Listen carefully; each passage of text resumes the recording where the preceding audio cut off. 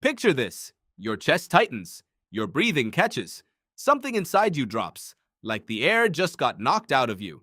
And all of that comes from one word. No. You got rejected. In a relationship, at work, in a friendship, in a simple request. Maybe it was a message nobody answered. Maybe you weren't invited to something everyone else got invited to. Maybe you heard, "Sorry, we went with someone else," after an interview you spent weeks preparing for.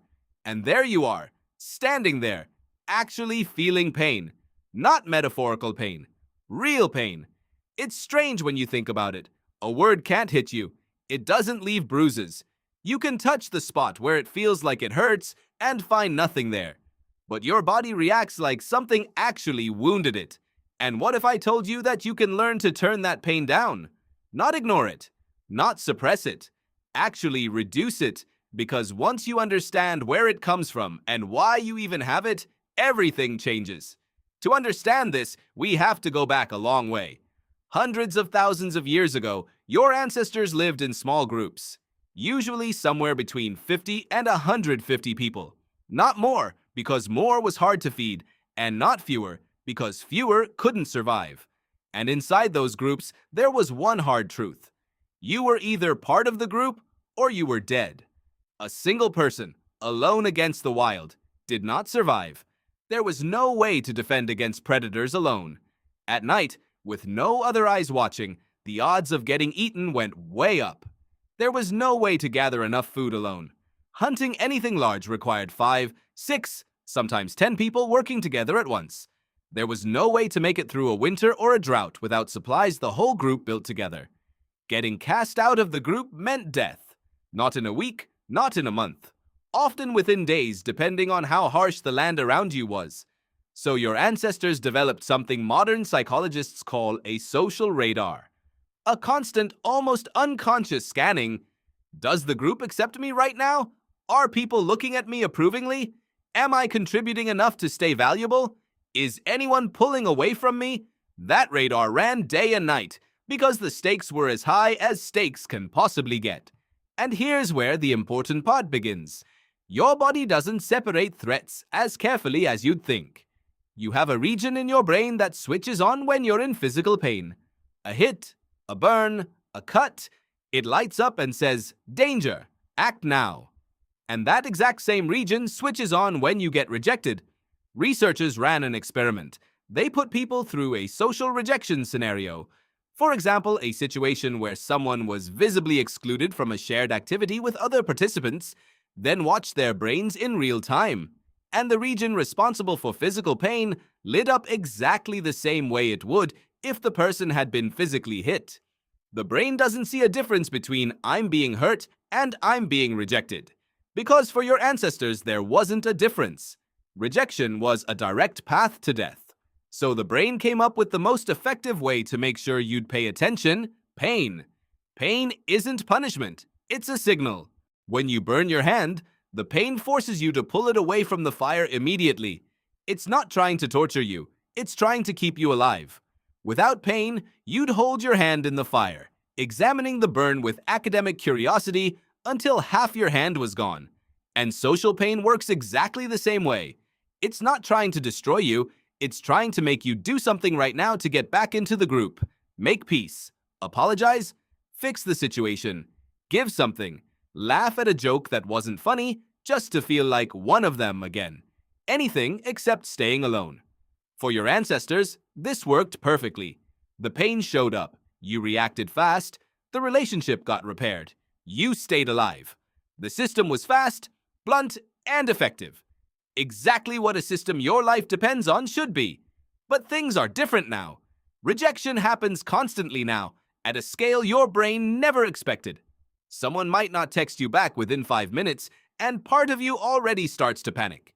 You might not get a like, the post just sits there, the number doesn't move, and some strange unease starts stirring inside you, even though, objectively, nothing happened.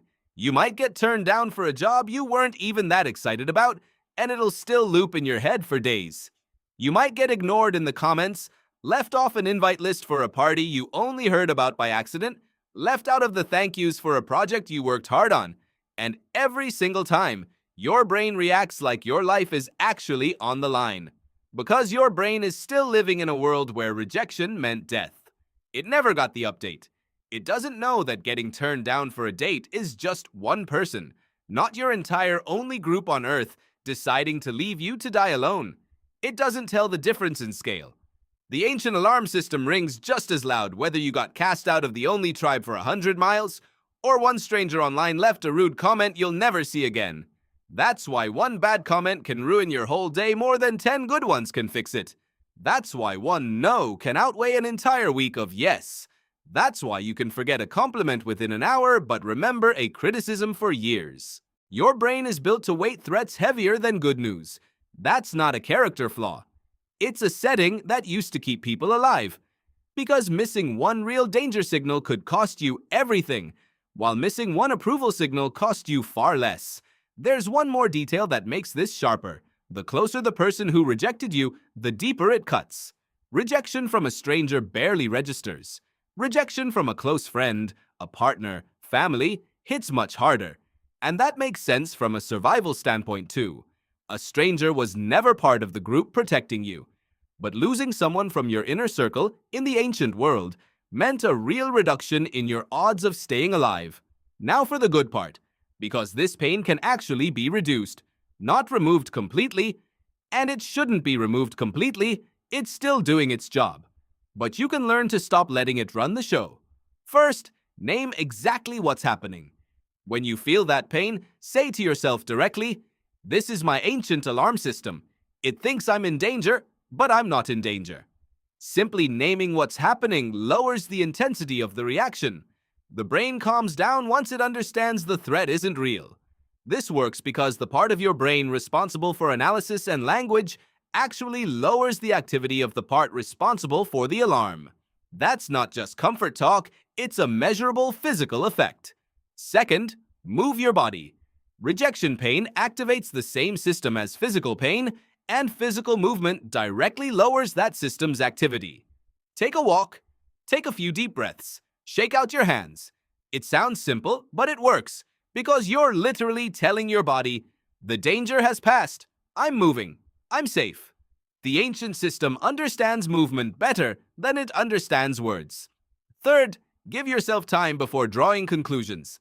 The biggest mistake is making decisions right after rejection, when the pain is at its peak. Wait at least a few hours. Social rejection pain fades faster than it feels like it will in that first sharp moment. What feels like a disaster in the first second often looks like an ordinary unpleasant event a few hours later, not the end of everything. Fourth, look for real evidence, not feelings. During acute social pain, your brain tends to generalize, "I got rejected, so something must be wrong with me overall." That's a lie your ancient alarm system is selling you. One rejection is one rejection, not a verdict on your worth. Ask yourself directly, do I have actual evidence that I'm bad, or does it just hurt right now and the pain is talking louder than the facts? And here's what matters most at the end. You are the only creature on this planet that turned a simple human connection into a matter of life and death at the level of your own nervous system. No other animal built a warning system this complex just to stay close to its own kind. Wolves feel stress from isolation, but they don't build an entire internal architecture of pain around a single rejection from one pack member. That's not a flaw. That's what made you human. The ability to feel connection this intensely is the exact same ability that let your ancestors build families, tribes, cities, entire civilizations. Without that intense need for each other, there would have been no one to cover your back on a hunt, share the last food in a hungry year, stay close when things got hard. The pain of rejection is the price of being able to truly need someone. And now that you know where it comes from, you can stop being afraid of it. You can just tell it, "Thank you for trying to protect me, but the world has changed, and I'm okay."